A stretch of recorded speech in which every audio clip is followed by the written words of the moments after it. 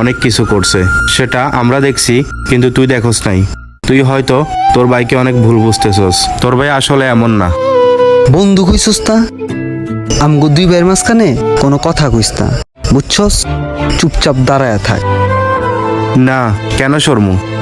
তোর আজ আমার সব কথা শুনতে হবে। তুই কিছুই জানোস না তোর ভাই তোর জন্য কি করছে। তুই কিছুই জানোস না। তোর ভাই না খাইয়ে তোরে খাওয়াইছে। তোর জন্য তোর ভাই বিয়ে পর্যন্ত করে নাই। তোর ভাই নিজে পড়ালেখা না করে তোকে পড়ালেখা করাইছে।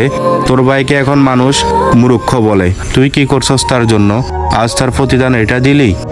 যে ভাই তোর মা বাপ মারা যাওয়ার পরে অনেক কষ্ট করে তোকে লেখাপড়া করাইয়া বড় করছে, এ পর্যন্ত নিচে, তুই তারে কিভাবে এত অপমান করস? কিভাবে এ সমস্ত কথা বলস? আসলে ভাই, মানুষ শিক্ষিত হলে মানুষের অন্তর কখনো শিক্ষিত হয় না। তুই এখনো